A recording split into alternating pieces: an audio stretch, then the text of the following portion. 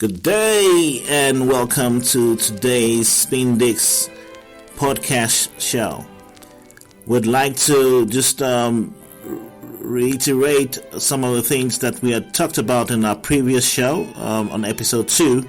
We literally just went into the chapter 1 where we talked about our realities being our thoughts being the evidence of our reality, basically. So at this point we're going to be looking at something different. We're going a little bit further now into the book, and we would like to look at this anecdote that says your imagination should be filled with thoughts of joy, peace, and happiness. And I am going to start with reading. As human beings, our thoughts and imaginations are among the most powerful tools we possess. They can shape our perceptions of the world, determine our actions, and ultimately determine our destiny. In this sense, our imagination is an essential component of our consciousness and a key factor in our ability to experience harmony, joy, peace, and love.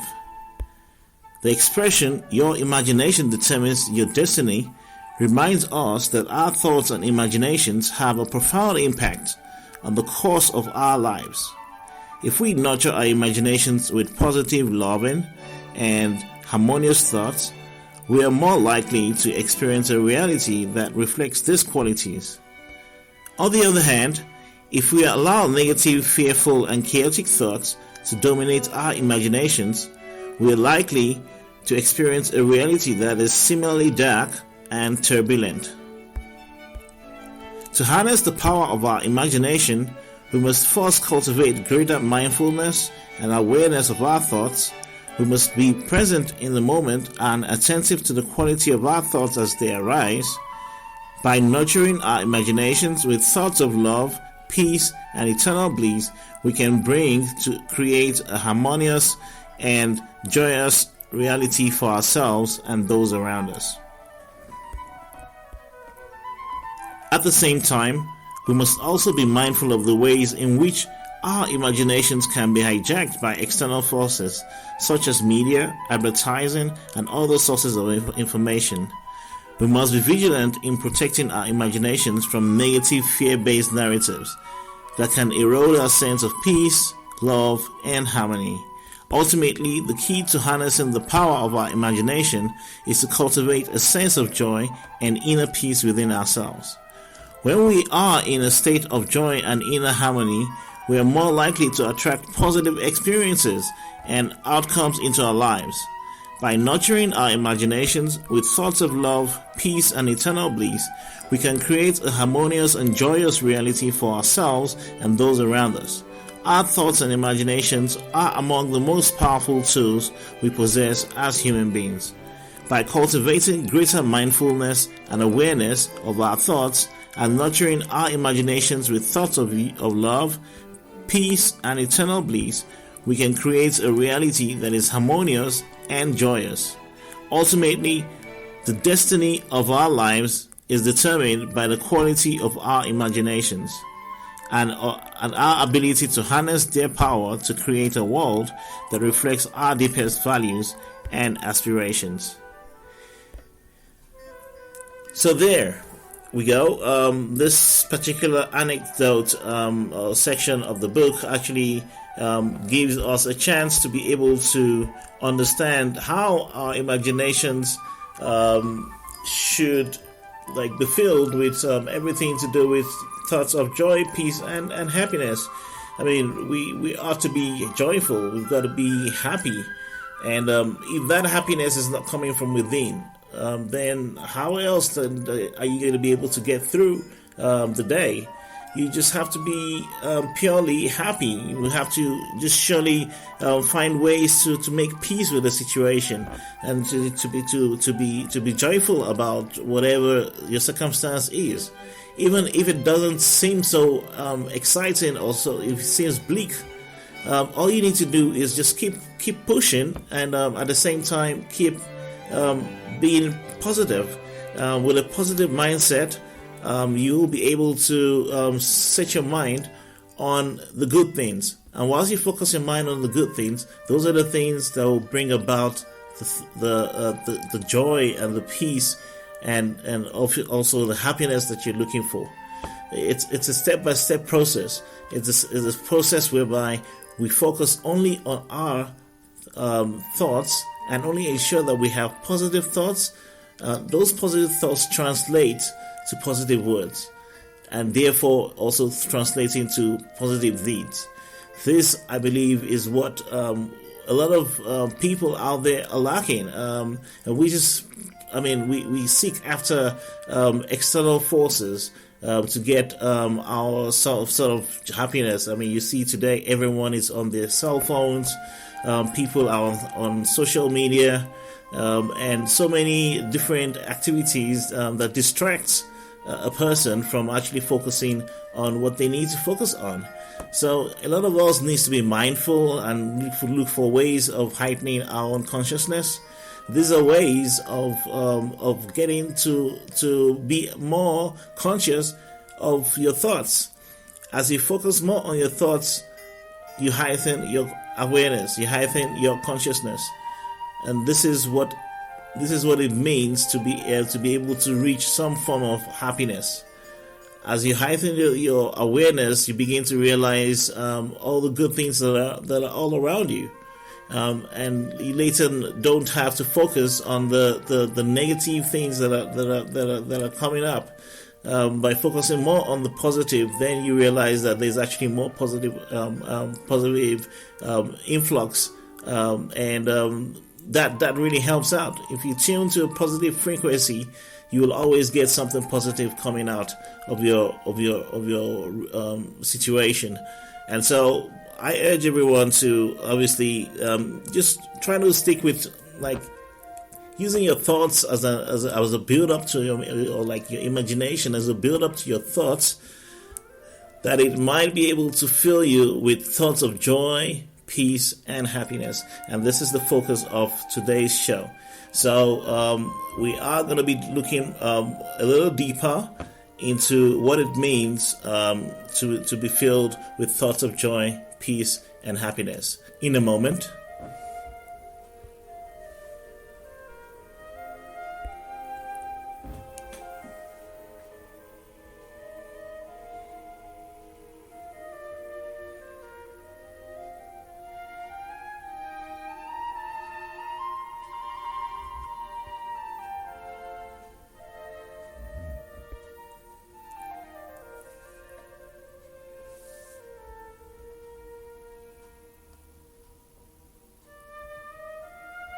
All right, welcome back.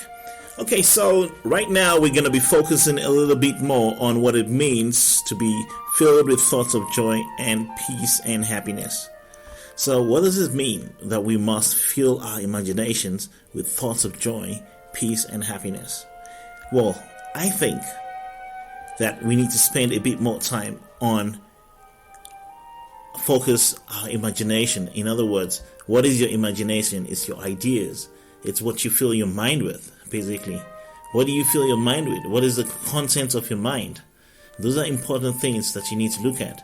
Are you spending time looking at negative things from media or getting influenced by those things? Because a lot of the information you get from media is not always positive. You have to look at things in a positive light. And some of the things that are positive are the things that keep us going, but they become quite addictive. A lot of people are so addicted to their cell phones, they cannot go a day without it. You know, that's kind of like one of the things that we need to try to combat. A lot of things that we need to be able to do such that we can become more mindful, and fill ourselves with lots of thoughts of happiness. And then the other thing is you also need to know that in certain situations you have to be peaceful. Even when in around you, your situations and your environment isn't a peaceful one, you be the light. Turn on the light and turn on the light of peacefulness.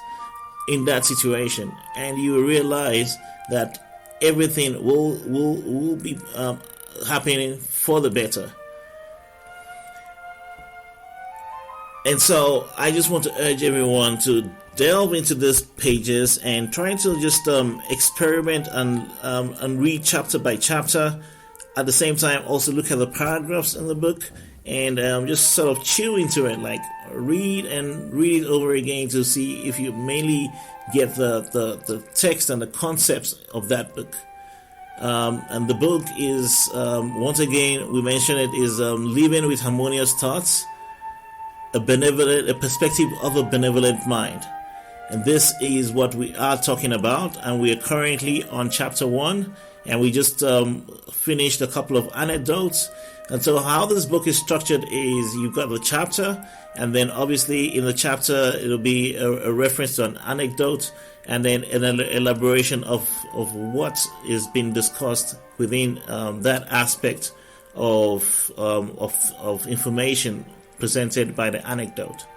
So that is essentially what this book is about, and you delve into it. It's more telling you about how to experience a good life and a harmonious and fulfilling life. And this is what the book really talks about. So I'd say let's take a little bit of time to read the book, and also give yourself time to digest it, and give yourself time to implement it. And I think you'd find that everything will go on very positively and very fulfilling for you.